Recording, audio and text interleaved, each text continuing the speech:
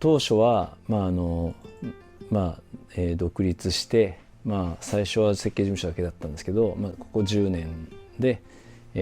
立命館で教鞭を取るようになりました。これまで、店舗とかそういうのだけじゃなくて、ホテルとか商業施設、それから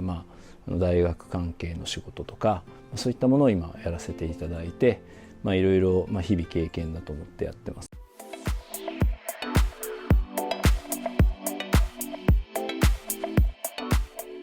実際にお店を考えるにあたっては、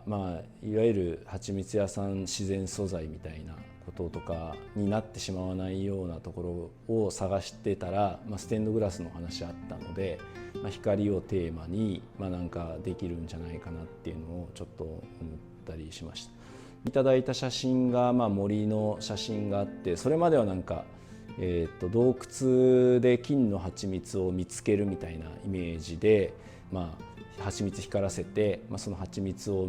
見つけるみたいなイメージのことをやろうと思ってたんですけど、森の写真をいただいて、で森を空間化した時に、光の木漏れ日っていうのがちょうど相性がいいかなというふうに考えて、木漏れ日とかステンドグラスの光とか、その辺をベースにして、で蜂蜜が取れる環境をそのまま再現するようなイメージで、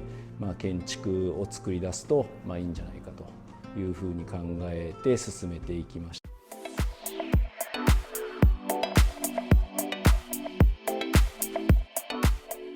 で実はこのグレーと金の相性がいいっていうことが、今も生きてて、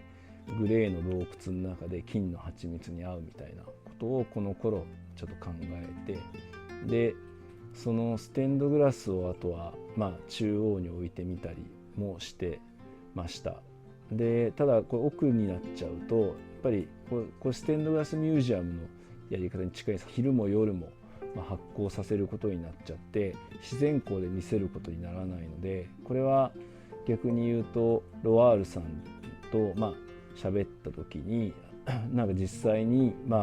自然光で見せて昼と夜が、変わってもいいんだっていうようなこともあったので、このステンドグラスミュージアムのような、見せ方はあんまり、結果としては良くないということも分かったので採用になってないですけど、さらに洞窟感を強くして、穴のサイズをコントロールして、これが実際森がないだけでかなり当時の状態に近いと。で、展示物だけを照らして、で建物の中は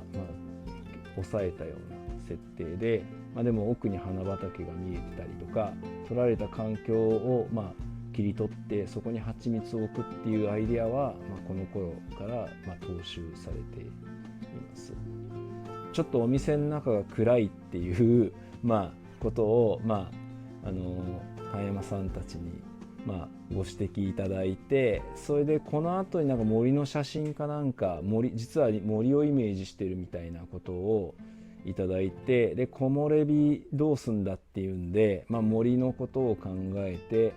で実際に木漏れ日をこう作るっていうのが、実際には結構メインになってきています。最終的にできたのはこれで、実物を使って照明をテストしたりっていうのは先ほどお話した通りですけども、そこの部分をコンピューター上でも今の穴の開け方に近い状態で開けてみて光を落としてみると、こんなような感じでなっていて、最終出来上がってるものと、こうして見てみると、結構近いも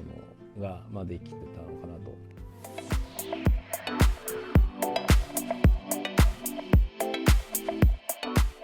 そのジャックさんと初めて会った時に、光の、ステンドグラスの見え方を結構いろいろお話しいただいて、で、明るい暗いのコントロールとかも、外光から逆光できた時に、その室内が綺麗になって、一応夜は今度室内がちょっと色が消えた状態になって向こうに発光するので、色の見え方の変化がいいのか悪いのかがよく分かんなくって、それを聞いたら、ジャックさんはそういうもんだっていうことで、潔く言ってくださったんで、僕らもそれを聞いた瞬間にこれを室内に置いてある程度控えた位置ではっきり見せるっていうことが大事なのかなっていうことが分かったのと、あと最初はこのステンドグラスが実はこっちにあって、でこの蜂蜜がこっちにあったんですけど、ステンドグラスが端にあることによって象徴性が出ないなというのと、あとこの連続感が断ち切られてしまうっていうこともあったので、ステンドグラスを中央に据えて、お店のシンボルとしてはっきり扱う方がステンドグラスとの関係で自分で見つけ出してっていう瞬間ですね。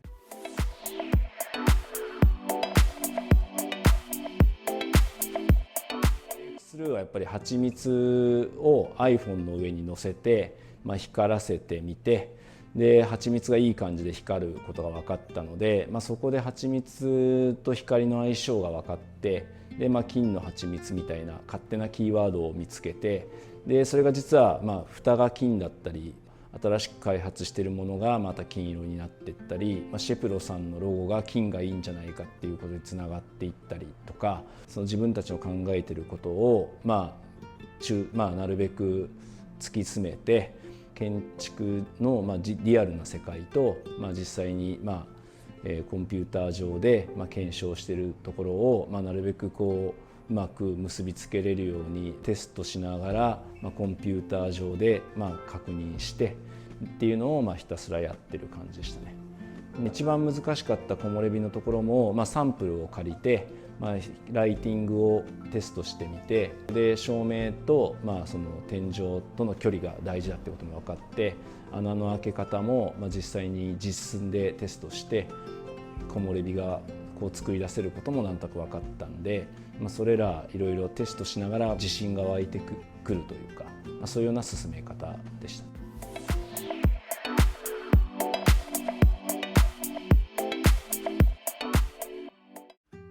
この状態が、当初イメージしてた金の蜂蜜のイメージなんですけど、ステンドグラスを経て、こういう光がいろいろ見える、テーマを光にしてもともと作ろうと思ったんですけども、やっぱり木漏れ日をヒントにして、この天井、この状態を天井でまずは作って、この環境を人工的に作り出して、これを中にそのまま引っ張っていくと、蜂蜜に並んでるところに出会うと。で背景に見えて、こういう環境で蜂蜜が取れたっていうことと、それからステンドグラス見ていただいているので、この環境そのものをいろいろお店で体験していただいた後に、最後に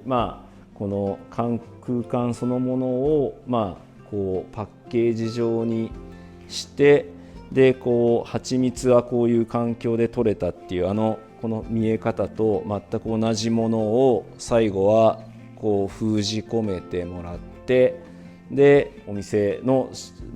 いわゆる一つのエッセンスとしてお持ち帰りいただけるようなことを考えて、空間と商品のリンクを図ってこのパッケージを考えました。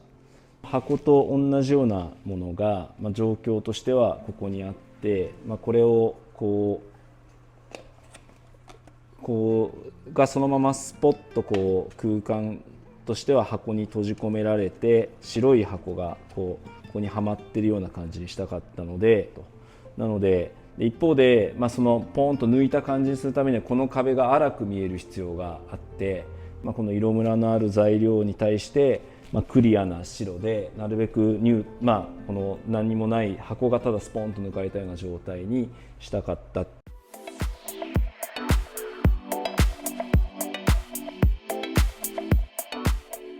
これは高透過ガラスって言って、ガラスに厚みがあってもこの青みを帯びてこないガラスを使って、この正面に一応ずっと貼ってると。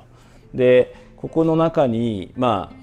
実際に蜂蜜がなるべく浮いてるように見せたかったので、この光源を上下に仕込んで、でこのままふわっと光を回るように、一応配置をしまして、ガラス面の影が出ないようにしながら、蜂蜜だけがこう置いてあるかのように見せるために、なるべく努力をして、設計をしています。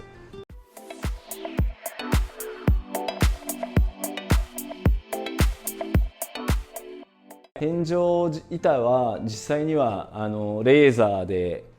機械で切り出してまして、打ち抜いてるサイズは実は機能がありまして、この一番大きい四角っていうのは基本的には光をこう落として、ここの手元をこうスポットライトで狙うためだったりとかで、小さい穴は実はちっちゃい穴から光を落とすことによって、ここに落ちてるみたいな、木漏れ日がこうできてくるような役割になっていると。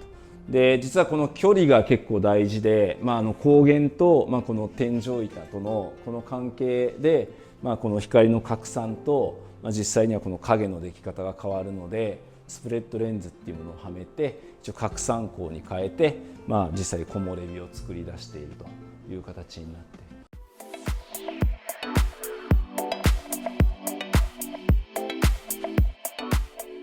1回前飲ませていただいた蜂蜜のお湯割りが結構お気に入りで、スタッフと一緒になんか毎晩蜂蜜のお湯割り飲んで一瞬でなくなりました。なので蜂蜜のお湯割りはかなり僕の中で個人的には好きな素朴な飲み物なんですけど、めちゃくちゃ美味しいし、夜に癒されるっていう一番いい飲み方なのかなって思っています。